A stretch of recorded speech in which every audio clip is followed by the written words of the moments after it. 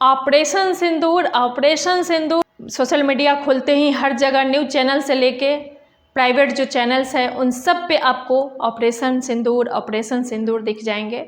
लेकिन ऑपरेशन सिंदूर के तहत जिन आतंकियों के अड्डे को ध्वस्त किया गया है उनमें एक बहुत बड़ा नाम है मसूद अजहर। और मसूद अजहर के बारे में हम आपको बता दें कि ये हमारे भारतवर्ष को कितनी बार लहूलुहान किया है वो हम नेक्स्ट वीडियो में बताएंगे, वो आप सोच नहीं सकते हैं। लेकिन पहलगांव का वो 22 अप्रैल का मंजर आपको याद होगा, वो खौफनाक मंजर जहां 27 टूरिस्ट 2 घंटे मौत और ज़िंदगी के बीच लड़ते रहे, गुहार लगाते रहे, तड़पते रहे। और इस घटना को अंजाम देने वाले भी मसूद अजहर ही हैं। उसके बाद बता दें पुलवामा अटैक, जिसमें 40 नौजवान शहीद हो गए थे, यहाँ तक कि उनके शरीर का कोई अंग नहीं मिला था। बहुत ही दुखद, जिसका ब्लैक डे आज तक भारत मना रहा है। उस घटना को भी अंजाम देने वाले मसूद अजहर ही हैं।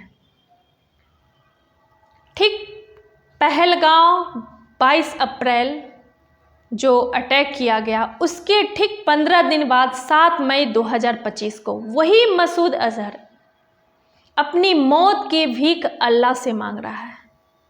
और वो ये कह रहा है कि काश इस हमले में मेरी जान चली गई होती, क्योंकि उसके परिवार के 10 लोगों की जान चली गई है इस हमले में। वो पाकिस्तान में कहाँ रहता है, कहाँ पे उसका अड्डा था, वो सब कुछ इस वीडियो में हम आपको बताते हैं। आप वीडियो में बने रहें। सबसे पहले हम बताएंगे कि उसका जन्म पाकिस्तान में हुआ या पाकिस्तान का बाहर का है। मसूद अजहर का जन्म 10 जुलाई 1968 को पाकिस्तान के बहावलपुर में हुआ था। वह हरकत उल अंसार जैसे संगठन से जुड़ा हुआ था।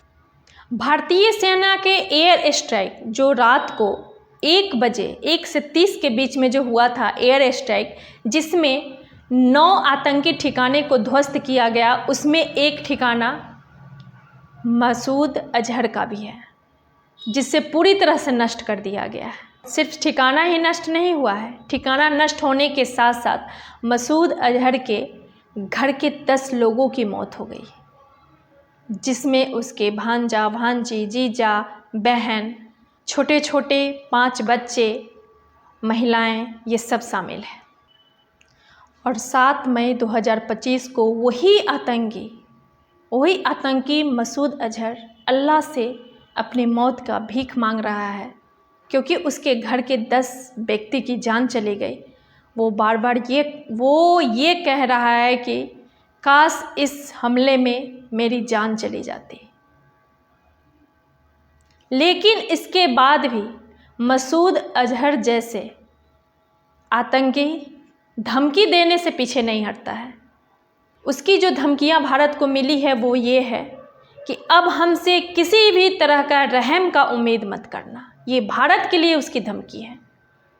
उसके ठिकाने को ध्वस्त करने के बाद, उसके परिवार के 10 लोगों की जान जाने के बाद की धमकी है ये भारत को, कि अब हमसे किसी भी तरह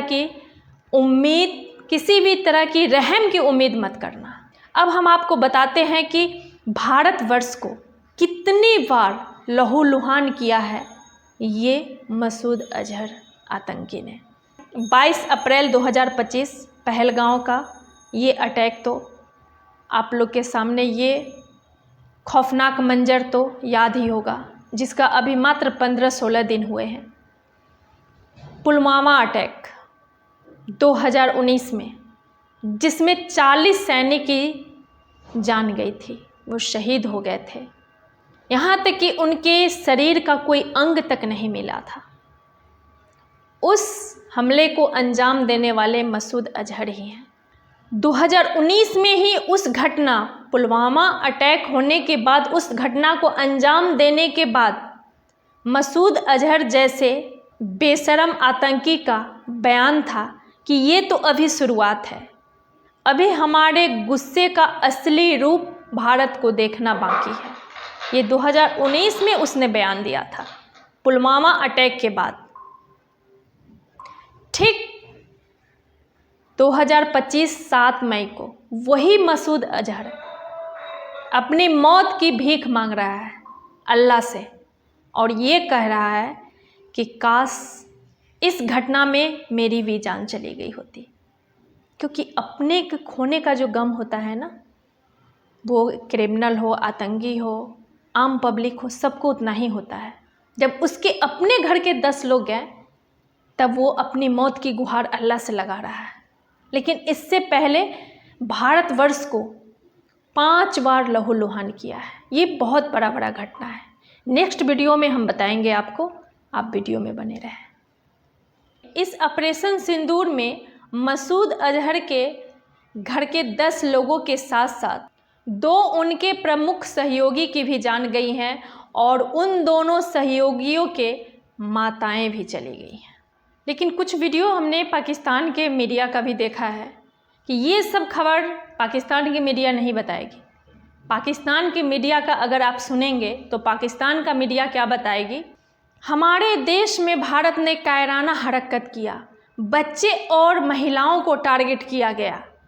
ये बच्चे और महिलाएं किसके हैं? आतंकी के हैं, मसूद अजहर के हैं, आम पब्लिक का तो है नहीं। और आम पब्लिक को टारगेट नहीं किया गया है, सिर्फ उस 9 ठिकाने को ध्वस्त किया गया है जहां आतंकी रहते हैं, उनका ट्रेनिंग चलता है, वो देश के प्रति अपने आप को भारत के विरुद्ध में तैयार करते हैं।